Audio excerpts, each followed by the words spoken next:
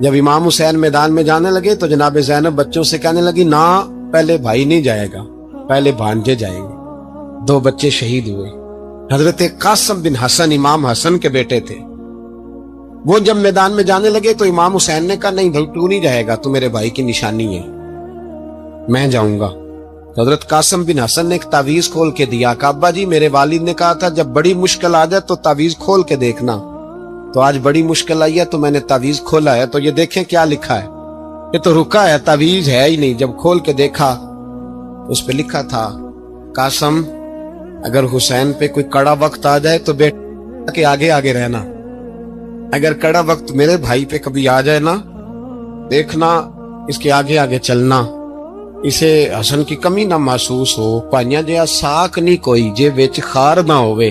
سیدنا امام حسین پہلی دفعہ کربلا میں اس وقت روئے جب یہ رکا، آپ نے دیکھا تو فرمایا ٹھیک ہے اگر حسن کی یہ وصیت ہے تو میں نے زندگی میں اگر ان کی ہر بات مانی ہے اب بھی مانوں گا، تمہیں اجازت ہے۔ جناب قاسم بن حسن 16 سال کا جوان جب میدان میں نکلے تو ہائے ہائے پتہ نہیں کہاں سے آ گئی ہے۔ امام قاسم بن حسن جب میدان میں نکلے تو تبری سے لے کر علامہ ابو الاسناد صاحب سب کو پڑھ کے تو دیکھو، 3 دن کی پیاس ہے، شدید آزمائش ہے، دکھ ہیں، تکلیفیں ہیں، پھر بھی پہلی دفعہ جب میدان میں گئے ہیں واپس آئے ہیں 19 لوگوں کو قتل کر کے واپس آئے ہیں، 19 لوگوں کو ایک بار میں۔ حضرت ایسے ہی تماشا بنا دیا ہے، مظلوم تھے وہ تو رو رہے تھے، ہر مقرر یہ کہہ رہا ہے کہ وہ تو بار بار کہ ابا پانی مل جائے، پانی آ جائے، ترس گئے۔ خدا کا خوف کرو، یہ دلیر لوگ تھے، ان کی باتیں آج بھی پڑھ کے دلیری پیدا ہوتی ہے، دلیری پیدا ہوتی ہے، دلیری۔ سناؤ قصہ خیبر کو تمامی اپنے بچوں کو، علی کی داستان سن کے دلوں سے ڈر نکلتا ہے، علی کی داستان سن کے دلوں سے یہ جو بچے ڈر رہے ہیں نا وہ چمگادڑ آ گئی، کاکروچ آ گیا، یہ خوف نکل جائے گا اگر حضرت قاسم بن حسن کی بات سنیں گے۔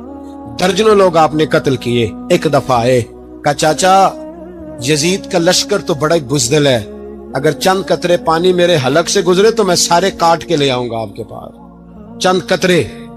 لیکن تھوڑی دیر گزری، عمر بن سعد کہنے لگا اکیلے اکیلے جاؤ گے تو علی کا پوتا ہے، یہ سب کو مار دے گا، اکٹھے جاؤ۔ چاروں جانب سے تیر برسے، ایک تیر لگا آ کے گردن کے پیچھے، بس جناب سیدنا قاسم بن حسن گھوڑے سے نیچے گرے۔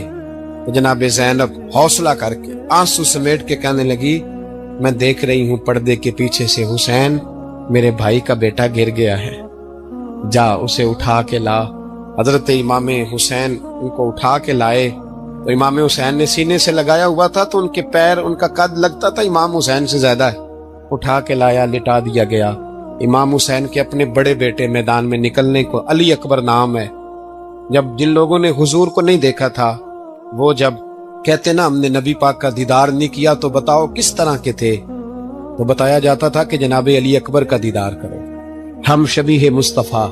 اور جب وہ گلیوں میں نکلتے تھے تو عورتیں چھتوں پہ چڑھ جاتی تھی۔ جناب علی اکبر رضی اللہ تعالیٰ عنہ تلوار لے کے میدان میں نکلے، جوان بیٹے دینے بڑے مشکل۔ او یارو رٹا کیا ہے یہ تو بتاؤ، کہ ظالم آدمی حکمران، یار یہ رٹا ہے، ایک ظالم کا رستہ روکنا ہے، اس رٹے کے لیے ہم شبیہ مصطفیٰ جناب سیدنا امام علی اکبر میدان میں نکلے، بڑے لوگ مارے، بڑے، پھر ایک تیر ان کے بھی گلے میں لگا، اور جب وہ گرے نا زمین پہ تو حضرت امام حسین دوڑ کے آئے، دوڑ کے، اور جب تشریف لائے تو ان کے گلے سے تیر کھینچا تو ایک جملہ لکھا ہے صاحب تبری نے، اس نے حد کر دی، کہنے لگے تیر کھینچا تو امام حسین کی آنکھوں میں آنسو آئے، کہنے لگے کاش جناب ابراہیم آج میرے سامنے ہوتے تو میں انہیں کہتا کہ آپ نے تو بیٹا ذبح کرتے وقت آنکھوں پہ پٹی باندھی تھی، دیکھو میں کھلی آنکھوں سے بچے ذبح کر رہا ہوں، کھلی آنکھوں، کاش جناب ابراہیم خلیل ہوتے تو انہیں کہتا۔ جناب علی اکبر بھی شہید ہوئے۔ حضرت علی اصغر کو تو اچانک اٹھایا تھا امام حسین، باہر نکلے تو گردن پہ تیر لگا تو 6 مہینے کا بچہ وہ بھی شہید ہوا، خون اچھالا آسمان کی طرف تو کہا مولا دیکھ لے میں نے 6 مہینے والا بھی نہیں بچایا، وہ بھی دے دیا ہے۔ پھر حضرت عباس کو بیٹیوں نے کہا کہ اب نہ کچھ کہتے ہیں پہلے شہید ہوئے، کچھ نے لکھا بعد میں اب ہم سے پانی کے بغیر نہیں رہا جاتا۔ تو جناب عباس پانی کا مشکیزہ لے کے نکلے، باہر نکلے، ایک ہاتھ کٹا، دوسرے پہ مشکیزہ وہ بھی کٹا۔ دیکھ لو میں پس منظر پہ ہوں ابھی تک، میں بتا رہا ہوں کہ جہاد کس کے خلاف تھا؟ ظالم حکمران کے خلاف، ظالم کافر کے خلاف نہیں، مشرک کے خلاف نہیں۔ حضرت امام حسین رضی اللہ تعالیٰ عنہ نے ہر جگہ ایک ہی بات کی کہ یزید شرابی ہے تو بچے کٹوا دوں گا، شرابی کو ووٹ۔ یہ ایک نہیں، ہر کتاب میں یہی لکھا ہے، ہر کتاب میں، اور ہر مسلک کی کتاب۔ یزید چونکہ مجرے دیکھتا ہے، رنڈیوں کا ناچ دیکھتا ہے، بچے کٹوا دوں گا، اس کے ہاتھ میں ہاتھ۔ امام حسین نے فرمایا چونکہ اللہ کی حدوں کو توڑتا ہے، حقوق اللہ پامال کرتا ہے، حدود اللہ، بچے کٹوا دوں گا لیکن اس کے ہاتھ میں ہاتھ۔ سارا دن خود مجرا دیکھنا اور 10 محرم کو 2 دیگیں بکا کے حسینی بن جانا، سارا سال خود گند مند کرنا، شرابیوں کے ساتھ رہنا اور 10 محرم کو 2 آنسو بہا کے یاد رکھنا۔ میں ہمیشہ کہتا ہوں، پھر کہہ رہا ہوں، جس کے موبائل میں گندے گانے ہیں، گند دیکھتا ہے، شرابی کبابی کا سپورٹر ہے، ووٹر ہے، یا مجرے دیکھتا ہے آتا جاتا ہے، وہ یاد رکھے قیامت میں امام حسین کا ہاتھ ہوگا، اس کا گریبان ہوگا۔ ہم سے نہ رقم ہوں گے قصیدے یزید کے، ہم لوگ تو حسین کے سیرت نگار۔ حضرت عباس بازو کٹا، پھر پانی تو بھر لیا تھا، لا نہ سکے، پھر گردن کٹی تو شہید ہوئے۔ بچوں کی بھی شہادت ہوئی، پر جب ان کا لاشا اٹھایا تو امام حسین کہنے لگے مولا اب نہ حسین کی کمر کمزور ہو گئی ہے، اب کمزور ہو۔ اور بھائی ایک میت ہو جائے تو 4-5 دن تو پوری آنکھیں نہیں کھلتی، کیسا جری خاندان ہے۔ تھوڑی دیر گزری تو امام علی مقام نے پٹکا باندھا، سر پہ دستار باندھی، مولا علی کی تلوار پکڑی، نبی پاک کا امامہ باندھا اور گھوڑے پہ سوار ہوئے تو کہنے لگے زینب گھر تیرے حوالے اور میں اللہ کے حوالے، گھر تیرے حوالے اور میں۔ اور پھر امام حسین نکلے، امام علی مقام نکلے۔ راوی کہتے ہیں کہ یہ جلوہ پہلے بھی بڑے سونے تھے، پر آج جو رنگ دیکھا وہ کبھی نہیں دیکھا۔ کیا انداز تھا، جدھر جاتے نعرہ لگاتے تو حد ہو جاتے۔ اتنے لوگ امام حسین نے کاٹے، اتنے کاٹے، پھر واپس پلٹ کے آئے اور کہنے لگے زینب ذرا پردے کے پیچھے سے دیکھ تو صحیح میری بہن، ان بزدلوں کو جرت ہی نہیں ہو رہی حسین کے مقابلے میں آنے، ایک دوسرے کو دھکا دیتے، تو جا تو جا۔ پھر اکٹھے وار ہوئے۔ یہ کون ہے کٹا ہوا، لباس ہے پھٹا ہوا، یہ بال یقین حسین ہے، نبی کا نور عین ہے۔ پھر چاروں جانب سے تیر برسے تو امام علی مقام چونکہ نماز کا وقت ہو گیا تھا، اترے گھوڑے سے، خون بہ رہا تھا، گرم ترین ریت سے تیمم کیا، سر سجدے میں رکھا، اور جب شمر آپ کی گردن کاٹنے لگا تو کہنے لگے ٹھہر جا ذرا رب سے ایک بات کر لینے دے۔ اور پھر بولے امام حسین، کہنے لگے مالک تو اب بتا کہ حسین سے راضی ہے کہ ناراض ہے، تو بتا۔ تو پھر ایک آواز آئی، یا ایتھا النفس مطمئنہ ارجعی الی ربک راضیۃ مرضیہ، فرمایا نفس مطمئنہ واپس آ جا، تو اللہ سے راضی ہے، اللہ تجھ سے راضی۔ امام حسین وہاں شہید ہو گئے۔ اب یہ قافلہ امام حسین کا سر کاٹ، ذرا دیکھنا غور کرنا، سر کاٹ کے نیزے پہ رکھا ہے، جسم کربلا میں پڑا ہے، عورتوں کو گھوڑوں پہ بٹھا کے لے جایا گیا یزید کے دربار میں۔ یزید پہلے عبید اللہ ابن زیاد نے بدتمیزی کی، پھر یزید نے کی۔ سعودی عرب کا ایک مولوی بول رہا تھا، سعودی عرب کا، ان سے بھی بڑا عشق ہے، جس نے تقریر سننی ہو میرے پاس ہے۔ ہمیں لوگ مشورے دیتے ہیں کہ جو یزید کو اچھا کہے اور حسین کو باغی کہے اس کو ہم امام مان لیں، اس بے شرم بے حیا کو جو نبی پاک کے گھرانے کے بارے میں بکے اسے امام۔ سعودی عرب میں مسجد نبی میں درس دینے والا جس نے تقریر سننی ہو میرے پاس ہے، وہ کہتا ہے یزید تو بڑا اچھا آدمی تھا، اس نے تو بڑی خدمت کی، تو میں نے اسے کہا رشتہ داری کر لیا یزید کے ساتھ، قریب ہو جا۔ شرم نہیں آتی؟ آج بھی نبی پاک کا دل دکھاتے ہو، حیا نہیں آتی، خیال نہیں آتا؟ اور لوگ گھر میں بیٹھ کے باتیں کرتے ہیں، کہتے ہیں جی جو بیت اللہ میں ہو وہ بھی برا ہو سکتا ہے۔ بیت اللہ میں تو 360 بت بھی تھے، وہ اچھے تھے۔ مدینے میں تو 360 منافق بھی رہے، پوری سورہ منافقون نازل ہوئی، وہ اچھے تھے۔ عجیب تماشا بنا دیا لوگوں نے مذہب کا۔ کہتا یزید نے تو بڑی خدمت، تو عبید اللہ ابن زیاد نے قتل کیا۔ بے شرمو، اگر عبید اللہ ابن زیاد نے بھی قتل کیا تھا تو حکومت کس کی تھی؟ تو پھر یزید نے عبید اللہ ابن زیاد کو سزا کیوں نہیں دی، بلکہ ایک جگہ 2 گورنریاں دی اس کو، یہ حال کیا؟ بلکہ سنو کہ یزید چھڑیاں مار رہا تھا، چھڑیاں امام حسین کے لبوں پہ، تو نعمان بن بشیر صحابی تھے، بول پڑے، کہنے لگے او یزید بدبخت، ہاتھ پیچھے اٹھا، مجھے اللہ کی عزت کی قسم میں نے سینکڑوں بار نبی پاک کو ان ہونٹوں کو چومتے دیکھا ہے۔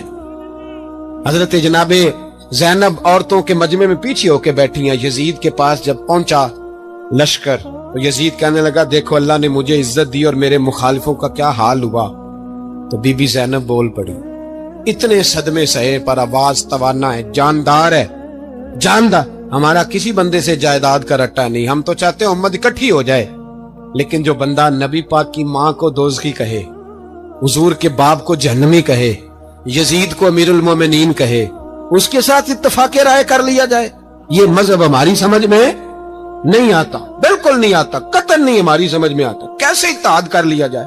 یہاں تو میرے بھائی جو ہمارے ابا کا مخالف ہو اس سے اتحاد نہیں ہوتا، اور جو نبی پاک کے والد کو دوزخی کہے اس سے اتحاد ہو جائے۔ کہتے ہیں جی وہ جی اتنی فرقہ واریت ہو گئی، ہم کس مسجد میں جاؤں؟ 60 پارٹیاں پاکستان میں رجسٹرڈ ہیں جو الیکشن لڑتی ہیں، کبھی کسی بندے کو ٹینشن نہیں ہوئی کہ کس کے پاس جائیں کس کے پاس نہ جائیں، کبھی نہیں کو بولا کہ اب وہ بھی کھڑا ہو گیا، وہ بھی، کوئی ٹینشن نہیں۔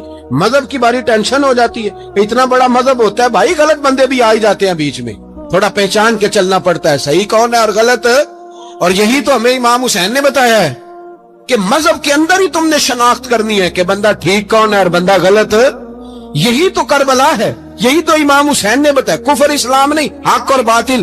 تو سمجھیے گا حضرت سیدہ زینب نے جب سنا نا کہ یہ کہہ رہا ہے کہ مجھے اللہ نے عزت دی، تو جناب زینب بولی، نعمان بن بشیر کہتے ہیں بی بی بولی، اتنے صدمے ہیں پر جناب زینب بولی اللہ اکبر، اس انداز میں بولی کہ پہلے قرآن مجید کی آیت پڑھی، کہنے لگی وَتُعِزُّ مَن تَشَاءُ وَتُذِلُّ مَن تَشَاءُ بِيَدِكَ الْخَيْرُ إِنَّكَ عَلَىٰ كُلِّ شَيْءٍ قَدِيرٌ، اور پھر کہنے لگی یزید تو بکتا ہے، کہتا ہے کہ تو عزت والا ہو گیا، یہ تیری حکومت ہے، 4 دن گزرنے دے، تجھ پہ کوئی لعنت بھی نہیں برسائے گا، اور میرے بھائی کا قیامت تک ممبروں میں اور خطبوں میں ذکر ہوا کرے گا، وقت گزرنے دے۔ جب جناب بی بی زینب بول رہی تھی تو حضور کے ایک نابینا صحابی پاس بیٹھے تھے، جناب نعمان بن بشیر کا ہاتھ ہلایا، ہلا کے کہنے لگے کیا علی آ گئے؟ تو علی کی آواز لگتی ہے، جبریل امی بول رہے ہوں جیسے، حکمت کے گوہر رول رہے ہوں جیسے، دربار دمشق میں بی بی زینب کا خطاب، منبر پہ علی بول رہے ہوں جیسے۔ میرے بھائی بس کربلا والا قافلہ تو مدینے پہنچ گیا، 3 سال یزید نے حکومت کی، شرابیں عام ہو گئی، مکے پہ حملہ ہوا، خانہ کعبہ کا غلاف جلا، مدینے پہ اس نے حملہ کیا، 3 دن مسجد نبوی میں اس نے گھوڑے باندھے، مسجد نبوی میں صحابہ کو نکال کے اپنا اس نے امام مقرر کیا، لیکن پھر امت نے اسے قبول نہ کیا، پھر وہ رسوا ہوا اور آج تک وہ رسوا ہے، لیکن امام حسین کا نام کل بھی زندہ تھا اور آج بھی۔ درس یہ ہے، پیغام یہ ہے، پیغام یہ ہے، یاد رکھو موت تیزی سے آ رہی ہے، ہمارے ساتھ والے دائیں بائیں والے سب چلے گئے، اسی طرح نمبر لگے گا، ایک دن اعلان ہوگا، ضمیر کے قیدی بن کے زندگی نہ گزارو، بالکل نہ گزارو، یہ تھوڑی سی زندگی ہے دنیا سجن المومن، حق بات کرو، حق پہ ڈٹنا سیکھو، دین سمجھو، خبردار رسول پاک صلی اللہ علیہ وسلم کے دین میں ظالم، جابر، فاسق، فاجر کی کوئی گنجائش قطعاً نہیں ہے، اپنے آپ کو سمیٹو، اپنے آپ کو سنبھالو، دین میں اپنا کردار ادا کرنے کی کوشش کرو، دین طلب کرتا ہے ہم سے کہ ہم نے دین کو کیا دیا ہے، امام حسین نے سارا گھرانہ دین کے لیے دے دیا، ہمارا جو بچہ کسی کام کا نہیں رہتا اسے مدرسے داخل کراتے، ہم نے دین اتنا کمزور کر دیا ہے کہ عالم اگر شور نہ کریں، عالم اگر شور نہ کرے، زور نہ کرے، گھٹن والا ماحول ہو گیا، مذہب کی پوزیشن کمزور کر دی۔ اب جہاں تک اس بات کا تعلق ہے جی فرقے ہو گئے، تو میرے بھائی یہ کوئی اتنی خطرناک بات، یہ کوئی اتنا مشکل معاملہ نہیں ہے، یہ تو امام حسین نے بتا دیا تھا کہ یزید کے طور پر ایک غلط فرقہ کھڑا ہو گیا ہے، لہذا اس کا مقابلہ کرنا ہے، اس میں کوئی بری بات ہے، لیکن ایک سبق ہے بزرگوں کا کہ اگر سچی بات بھی نہیں کرنی تو پھر اس منبر کا حق ادا نہیں ہوتا۔ جو سچ بولے وہ حسینی ہے، جو ظالم کے سامنے کھڑا ہو جائے وہ حسینی ہے جو مصلحت کوش ہو، جو کہے ٹائم نہیں، گراؤنڈ ریالٹی نہیں، حالات نہیں، طبیعت نہیں، موقع نہیں، تو ابھی امام حسین کے پیغام کو نہیں سمجھا۔ میں بہت سارے بزرگوں کا نام اس لیے نہیں لیتا کہ لوگ ایسے نہ کہیں کہ کسی کا نام کیش کرایا جا رہا ہے، لیکن میں نے سارے مناقب پڑھے ہیں، میری لائبریری میں کتابیں ہیں، میں پڑھتا رہتا ہوں، میں سفر میں بھی ساتھ رکھتا ہوں، لیکن حضرت شیخ عبدالصبور بیگ منشور ہزاروی کا شعر امام علی مقام کے مقابلے میں اس طرح کا ہے کہ مجھے سارے شاعروں سے زیادہ وزنی محسوس ہوتا ہے۔ انہوں نے کہا تھا اس شاہ مشرقین کی، اس نور عین کی مطلوب ہے جہاں کو قیادت حسین کی۔ دیکھیے ذرا حسن، میری گردن جھک جاتی ہے جب میں یہ بات کرتا ہوں، ایمانداری سے کہہ رہا ہوں، جوش خطابت نہیں، میری گردن جھکتی ہے جب میں یہ لفظ ادا کرتا ہوں۔ امام حسین کے گھر کے اندر یزید نے پیغام بھیجا، اس نے کہا جیسے کہو گے کر لوں گا، جتنے پیسے کہو گے دے دوں گا، جتنی مسجدیں کہو گے بنوا دوں گا، جتنے ادارے کہو گے تعمیر ہو جائے، مجھے نہ چھیڑو۔ آپ نے فرمایا نا، امام علی مقام میدان میں نکلے، ڈٹ کے نکلے، اور امام نے فرمایا میدان میں نکل کر کہ میرا وطن مدینہ ہے۔ امام علی مقام آرام سے مسجد نبی میں بیٹھے تھے، زمانہ پوری دنیا سے جاتا تھا، ہاتھ چومتا تھا، قدموں میں بیٹھتا تھا۔ اتنے بڑی عظمت والی بھی کوئی شخصیت ہوگی جس کے رگوں میں رسول اللہ کا خون دوڑتا ہے، جسے حضور اپنی زبان مبارک اس طرح وہ چوسا کرتے تھے جیسے عرب کے لوگ پیاس کے عالم میں کھجور چوسا کرتے تھے۔ اتنا بڑا بھی کوئی شخص تھا، لیکن جب دین پہ کڑا وقت آیا تو حسین نے مسجد کی خطابت نہیں بچائی، آستانہ نہیں بچایا۔ امام علی مقام نے کہا کوفہ لٹتا ہے تو لٹتا رہے، دمشق میں فساد ہوتا ہے تو ہوتا رہے، وہ ملک شام کی بچیاں رو رہی ہیں تو روتی رہیں کہ ہم پہ یزید قابض ہو گیا، میری مسجد آباد ہے، کافی ہے نا۔ امام حسین نکلے اور نکل کے کہنے لگے جنت البقیع والی جگہ پہ کھڑے ہو کہ یا رسول اللہ میں جا رہا ہوں اور آپ کے لیے جا رہا ہوں، اس لیے کہ مجھے اس شام کو بچانا ہے جس شام میں رسول اللہ کا کلمہ پڑھنے والے لوگ بستے ہیں، مجھے کوفہ دمشق مصر کے لوگوں کو بچانا ہے۔ نانا تیرے کرم کے خزینے کی خیر ہو، میں جا رہا ہوں تیرے مدینے کی خیر ہو۔ نکل کھڑے ہوئے امام علی مقام، میدان میں نکلے، کس کے خلاف؟ بولے کون تھا یزید؟ مسلمان تھا۔ اس وقت تک تو سب نے مسلمان لکھا ہے، جس نے کافر کہا شہادت امام حسین کے بعد کہا۔ جرم کیا تھا؟ میری گردن جھک جاتی ہے جب میں یہ بات کرتا ہوں، ایمانداری سے کہہ رہا ہوں، جوش خطابت نہیں، میری گردن جھکتی ہے جب میں یہ لفظ ادا کرتا ہوں۔ امام علی مقام اس شخص کے خلاف نکلے، سارے خطبے امام حسین کے پڑھ کے دیکھو۔ امام حسین نے فرمایا یزید شرابی ہے، شرابی مسلمانوں کا حکمران ہو سکتا؟ آپ نہ بولیں بے شک، پر بات تو سچی ہے نا۔ امام حسین نے فرمایا شرابی کو ووٹ دیا جا سکتا؟ فرمایا رنڈیوں کا ناچ دیکھتا ہے جو مجرے دیکھے، جو رنڈیوں کے ناچ دیکھے وہ مسلمانوں کا حکمران ہو سکتا؟ امام حسین میدان میں نکلے اور 18 سال کے علی اکبر سے لے کر 6 مہینے کا علی اصغر دے دیا، لیکن شرابی کو برداشت، بے حیا کو برداشت تو میں کیسے کرتے؟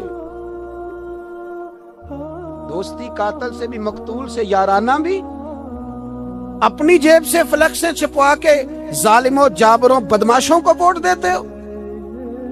امام حسین کو تیری دیگ کی ضرورت ہے جو تو 10 محرم پہ پکاتا ہے، چاولوں کی ضرورت ہے جو تو نے 9 محرم کو پکائے،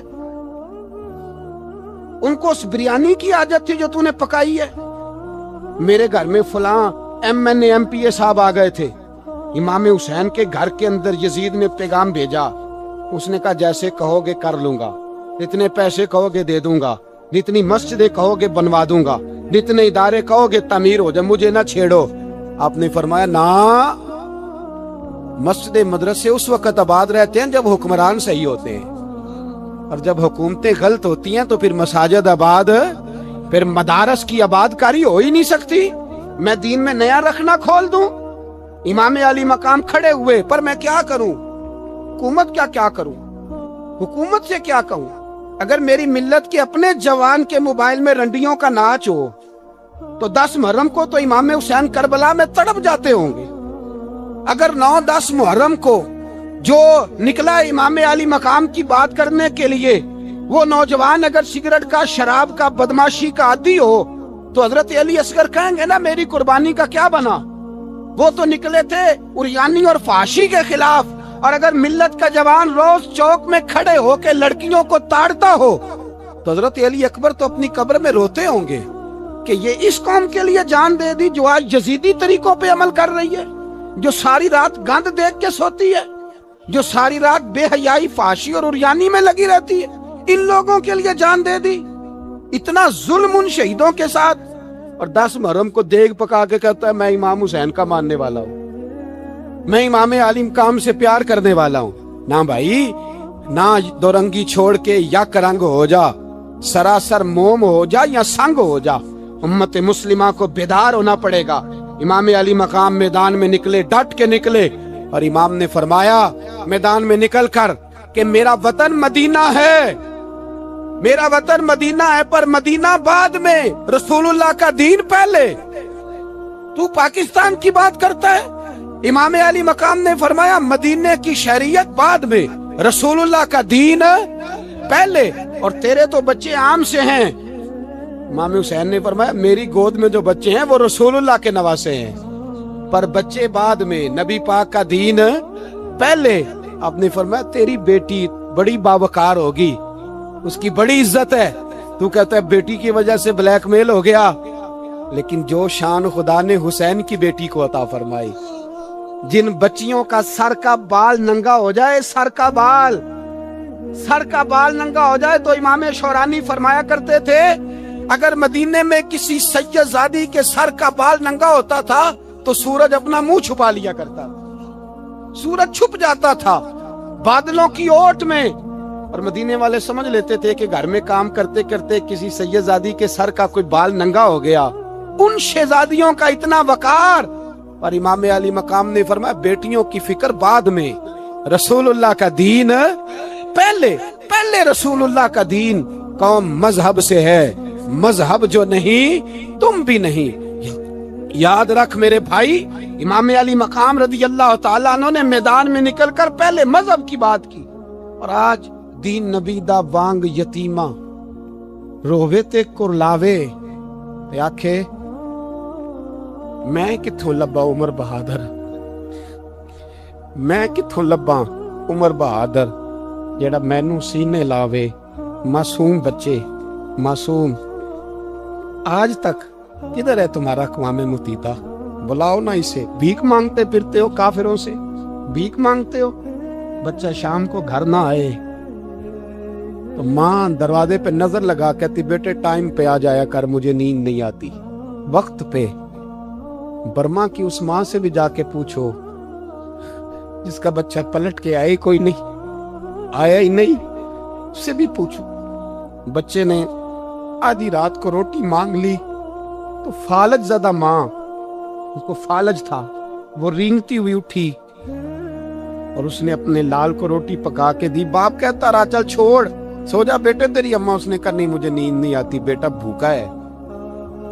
उस माँ से भी कभी पूछ, उस माँ से जो बांग्लादेश के खेमे में बैठी है। तो BBC लंदन का रिपोर्टर कहता है कि तेरी ख्वाहिश क्या है? कहती कोई भी नहीं, चलो 2 दिन के बाद ही सही मेरे बेटे को एक रोटी दे जाया करो। ये रोटी मांगता है मुझसे, मैं किधर से लाऊं? ये लवारस कौन है? मैं हुक्मरान से जाके बात करूं?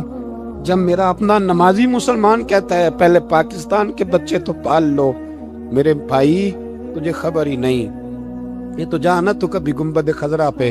तो मेरे मुस्तफ़ा ने फरमाया मन अज़ा मुस्लिम फ़क़द अज़ानी, फरमाया जब मेरा मुसलमान तकलीफ में होता है तो मैं गुंबद में तकलीफ में होता हूँ, मुझे दर्द होता है, मुझे अजियत होती है। पूछ जाके महबूब पाक से, मेरे अजीज किसी को गम ही नहीं इन लोगों का, किसी को परवाह ही नहीं, कुछ सोचता ही नहीं इनके बारे में।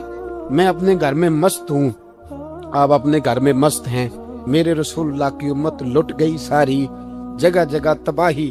1 इंच धरती पर जमीन ऐसी नहीं जो काफिर की ओर खून बहता हो।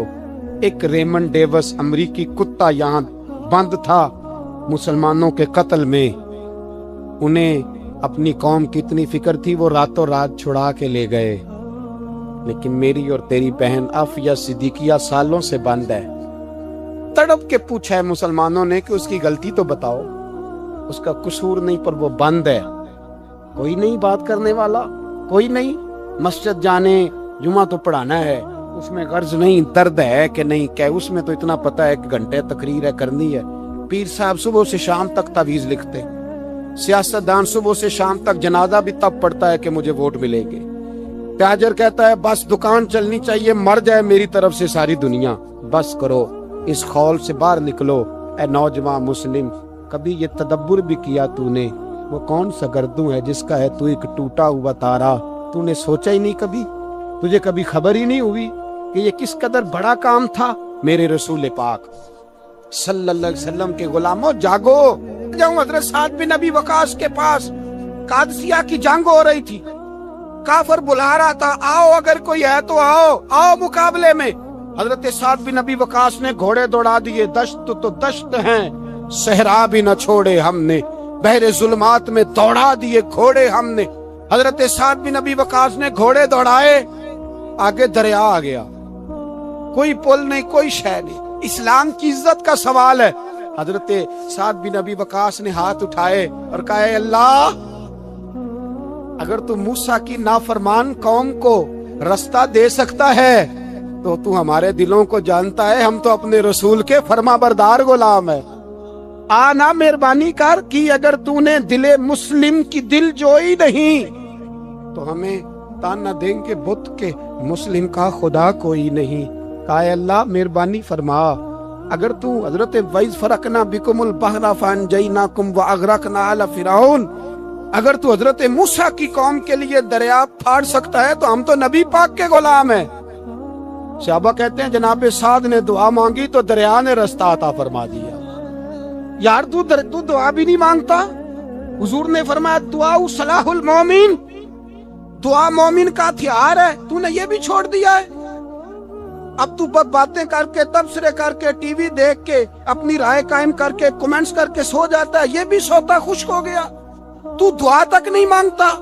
فرماتے ہیں دعا مانگی تو دریا نے رستہ دیا، اور جب اس کنارے نکلے تو حضرت سعد کہنے لگے کسی کی کوئی شے تو نہیں رہ گئی دریا میں، کوئی چیز تو نہیں رہ گئی؟ ایک صحابی کہنے لگے پیالہ رہ گیا ہے، تو حضرت سعد فرمانے لگے دریا ہمارا پیالہ واپس نہیں کر دیتا؟